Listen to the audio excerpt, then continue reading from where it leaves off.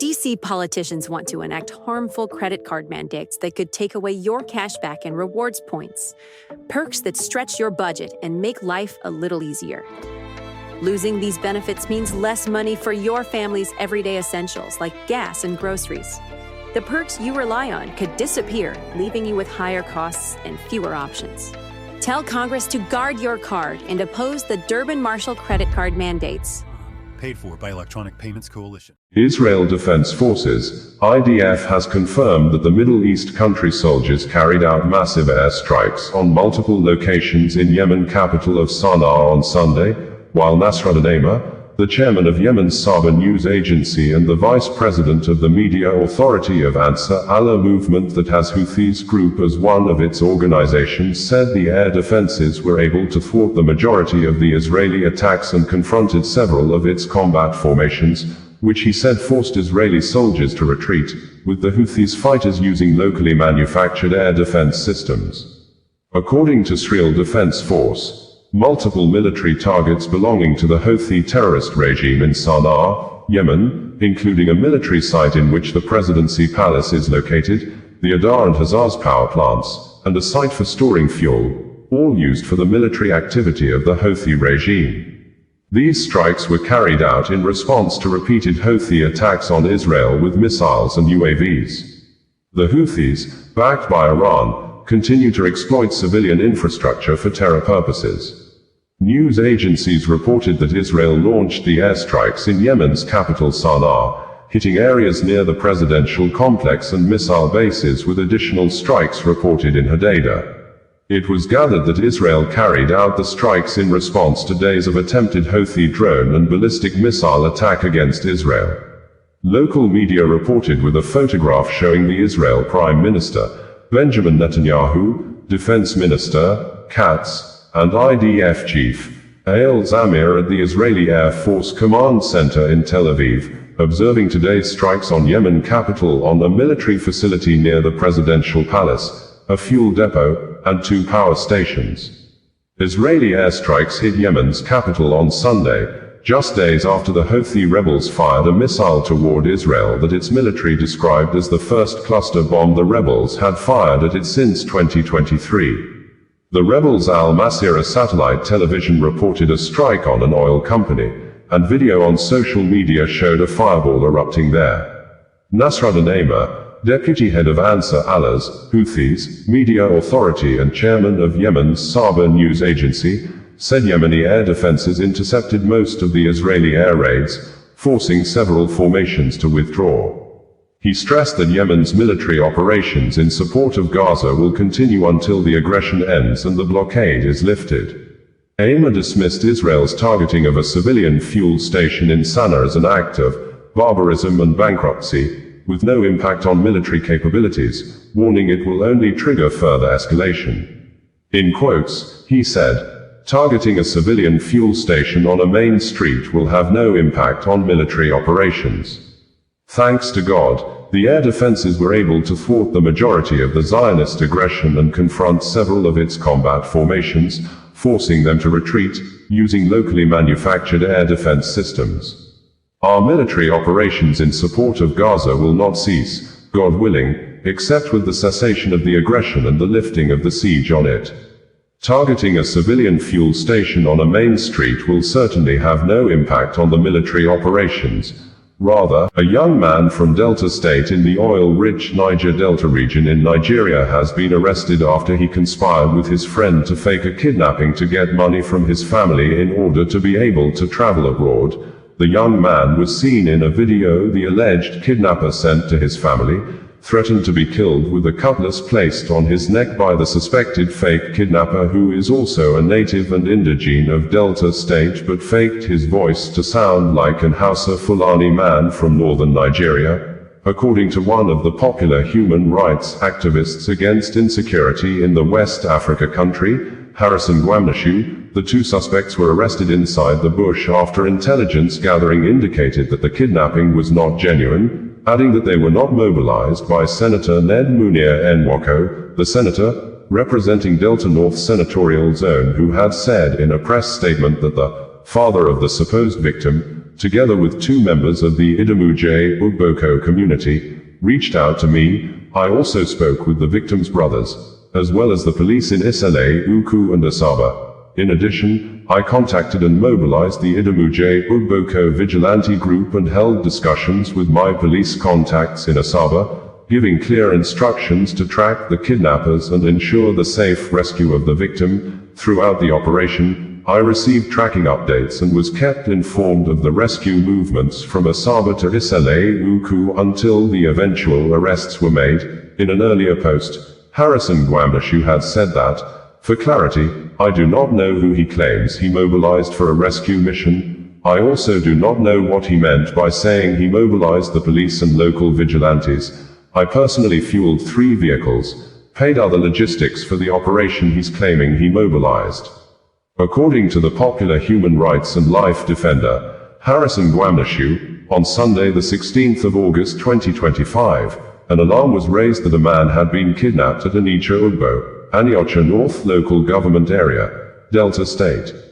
Immediately, the police special anti-kidnapping and cyber crime unit Saba, led by the OC, swung into action, working tirelessly with a team of military officers from 63 Brigade Saba, the Nigeria Forest Security Service, NFSS, and Delta State government house trackers, advanced to Isale Uku to rescue the alleged victim.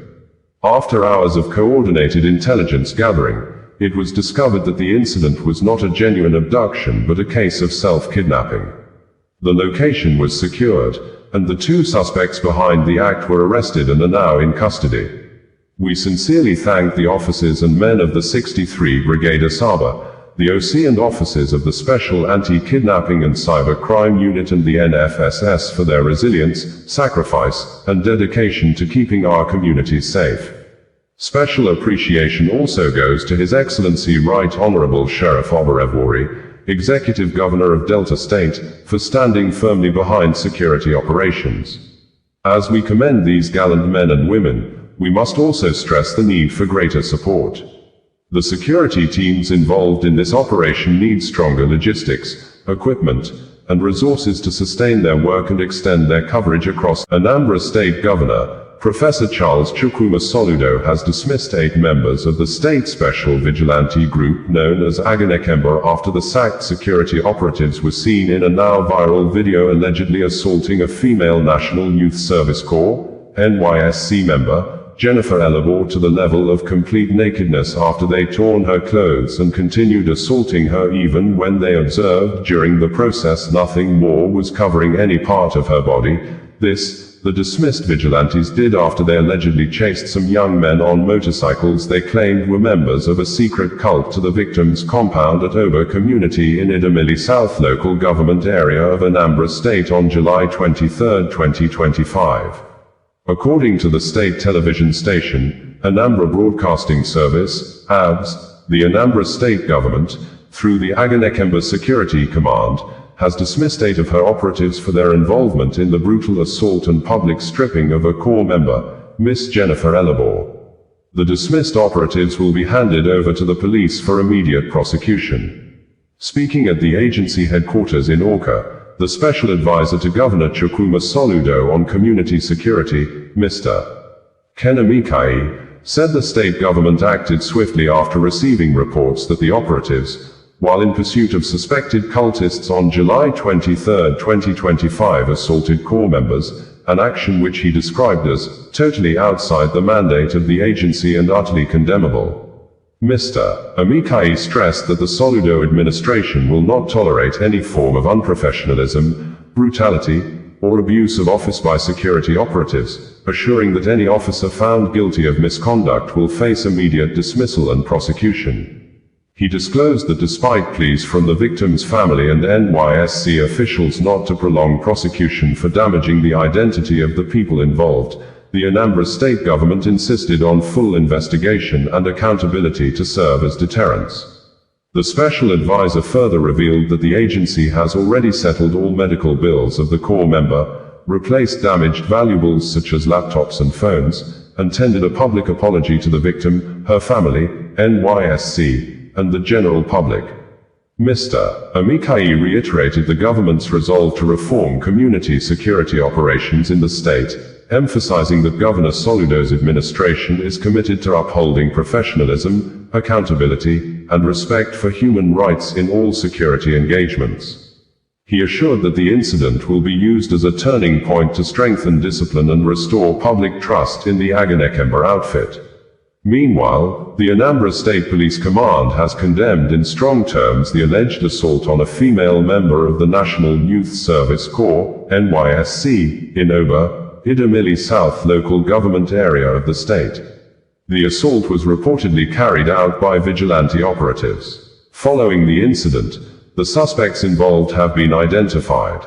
The command, however, notes that the alleged victim's unavailability has temporarily stalled the ongoing investigative process. Meanwhile, the command has reiterated that assault in any form remains a criminal offense under the Nigerian law and reserves the right to take necessary legal action to comfort Emanson Bob, the 26-year-old female passenger that was recently seen on viral video allegedly attacked and provoked to action, has said that she sustained injuries in her private part when a yet-to-be-identified Ibom Air staff pulled off her shirt and exposed her nakedness at Lagos Airport. This, according to Comfort, the shirt torn while she was being carried out from the aircraft was her innerwear that was pinned together below her private part, saying, the Ibom Air hostess had allegedly broke her phone, necklace and forcefully removed her wig hair from her head, which caused her a severe sharp pain, and as a result of the pain, she hit the air hostess on the cheek, adding, she became more aggressive when she saw the airport staff video recording her nakedness while she was battling to cover her body as a result of her shirt that was torn with her chest sexual organs completely exposed. Comfort Emanson gave her own side of the story in an 11-minute video she posted on her Instagram profile on Sunday, August 17, 2025, which was exactly after 1 week the incident occurred. She said she was the one who begged the co-passenger to help switch off her phone when the plane was about to take off at Uyo Airport, contrary to the narratives painted by Ibom Air management that she refused to switch off her phone and a co-passenger on board the plane forcefully took the phone from her and switched it off, and thereafter, Comfort Emanson engaged the co-passenger and other staff of the airline in a long war of words the Ibom Air management referred to as tirade. Details of her statement as transcribed and presented by Channels Television reads verbatim below. Comfort Emanson, an air passenger embroiled in a controversial Ibom Air incident, has given a detailed account of the events on board the flight that led to her arrest, arraignment, and eventual discharge by a Lagos court. In a video shared on her Instagram page on Sunday, Emanson expressed gratitude to supporters who stood by her during what she described as a traumatic ordeal. Narrating her version of events, the real estate consultant recalled that on August 10, 2025, she boarded a flight from Uyo to Lagos. She alleged that a disagreement began when a flight attendant, identified as Juliana, insisted she switched off her phone rather than place it in flight mode. According to her, one of her two phones had a faulty power button. I showed her the phone and told her the power button was bad. She said I could still switch it off through the settings. With the help of a fellow passenger, I eventually managed to switch off both phones, she explained. When we landed in Lagos, everybody was getting out of the aircraft. I went to pee. Coming outside, everybody had already left. I had to rush, carry my stuff and move to rush out of the aircraft. Going out of the aircraft, this lady, Juliana, stopped me and I asked her, why did you stop me? Why are you stopping me from going out of the aircraft? Everybody has left, so I need to go out. She didn't say anything to me. She stared at me with a bad eye. I picked up my phone and started recording. That was when she pushed me back inside the aircraft, dragged my wig frontal, tore my clothes and broke my necklace. The pain was unbearable. Leaders of the Nigeria affiliates of Al-Qaeda International Terrorist Group, known as Ansaru and Mahmouda, have been captured by men of the Armed Forces of Nigeria, AFN, after 2 months of intelligence-led special operations in northern Nigeria. The West African nation National Security Advisor, Nuhu Rabadu, stated this at a press conference with the nation's security chiefs, saying, "The two arrested suspected terrorists leaders have cells across the country where they have been executing various crimes of armed robbery in addition to raise funds for the terrorist activities." Details of the public announcement as stated by Nuhu Rabadu and made available by the office of the spokesperson to the Nigeria president, Bayo Onanuga, on Saturday reads verbatim below. Nigeria dismantles terror groups, Ansar and Mahmouda, with the capture of their leaders. Nigeria has recorded a significant breakthrough in the war against terrorism with the capture of the leaders of Ansar and Mahmouda. At a press briefing on Saturday evening, the National Security Advisor, Malam Nuhu Rabadu, said the two terrorists on the wanted list of Nigeria, the US, UK and UN were captured in an operation which was conducted between May and July 2025. He said the men were captured in a high-risk, intelligence-led, counter-terrorism operation which led to their capture. They are leaders of Jama'atu Ansar al-Muslimina fi Biladis Sudan, commonly known as Ansaru, Nigeria's Al-Qaeda affiliate. Rabadu said the two men have been responsible for masterminding many terrorist attacks against Nigeria over the past years. According to Rabadu, the first is Mahmoud Muhammad Usman, aka Abu Bara, Abbas, Makhtar, the self-styled Emir of Ansaru. He is the coordinator of various terrorist sleeper cells across Nigeria. He is also the mastermind of several high-profile kidnappings and armed robberies used to finance terrorism over the years. The second is Mahmoud al-Nigeri, aka Malam Mahmouda, Abu Bara's proclaimed chief of staff and deputy. He is the leader of the so-called Mahmoudawa cell hiding out in and around the Kainji National Park, straddling Niger and Kwara states up to Benin Republic. Mahmouda trained in Libya between 2013 and 2015 under foreign jihadist instructors from Egypt, Tunisia, and Algeria, specializing in weapons handling and IED fabrication. These two men have been on Nigeria's most wanted list for years. They jointly spearheaded multiple attacks on civilians, security forces, and critical infrastructure. Their operations include the 2022 Kuje prison break, the attack on the Niger uranium facility, the 2013 abduction of French engineer Francis Colomb in Katsina, and the May 1, 2019 kidnapping of Alhaji Musa Umar Uba Magajan Garandaura. They were also behind the abduction of the Emir of Wawa, and they maintained active links with terrorist groups across the Maghreb, particularly in Mali, Niger and Burkina Faso. The two men, who are wanted internationally, are currently in custody. The capture of Abu Bara and Malam Mahmouda, the group's leader and deputy commander, respectively, marks one of the most following the meeting of President Vladimir Putin of Russia and President Donald Trump of the United States on Friday in Alaska. Ukrainian President Volodymyr Zelensky has said he knows the treachery of President Putin, that, in the coming days, Russia's soldiers may try to increase pressure and strikes against Ukrainian positions in order to create more favorable political circumstances for talks with global actors. Zelensky made this statement some hours ago while stating that Ukrainian soldiers have achieved some successes in Donetsk region, especially in the areas of Dobropilya and Pokrovsk, then ordered the commander-in-chief, Oleksandr Syrsky, to speak with combat commanders that Ukraine needs strong positions and truly tangible resistance to the enemy. In his words, Zelensky said, "I received a report from Commander-in-Chief Oleksandr Syrsky. The front, the defensive positions, and up-to-date information on the intentions and movements of the Russian army. We are defending our positions along the entire front line, and for the second day in a row, we have achieved successes in some extremely difficult areas in the Donetsk region, in the direction of Dobropilya and Pokrovsk. In particular, I want to commend the units of the 1st Corps of the National Guard of Ukraine, Azov, the units of the 7th Corps of the Air Assault Forces, the units of the 38th Separate Marine Brigade named after Hetman Petro Sahedikny, as well as the units of our 93rd Separate Mechanized Brigade, Kolodny Yar. The destruction of the occupiers who tried to infiltrate deeper into our positions continues. There has also been an important replenishment of Ukraine's exchange fund with Russian soldiers. The Commander-in-Chief also reported on the actions of our units in the Sumy, Kharkiv, and Zaporizhia regions. I am grateful to all our warriors for their resilience. Based on the political and diplomatic situation around Ukraine, and knowing Russia's treachery, we anticipate that in the coming days the Russian army may try to increase pressure and strikes against Ukrainian positions in order to create more favorable political circumstances for talks with global actors.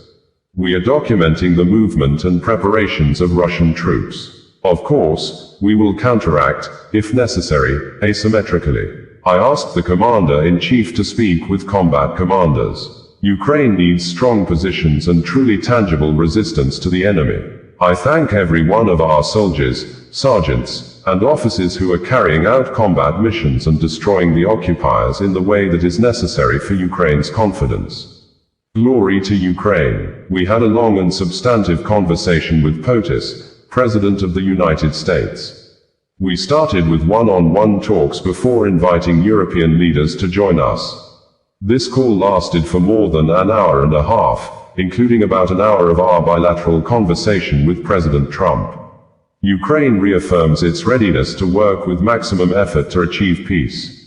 President Trump informed about his meeting with the Russian leader and the main points of the discussion. It is important that America's strength has an impact on the development of the situation. We support President Trump's proposal for a trilateral meeting between Ukraine, the USA, and Russia. Bringing you the news in a more digital way.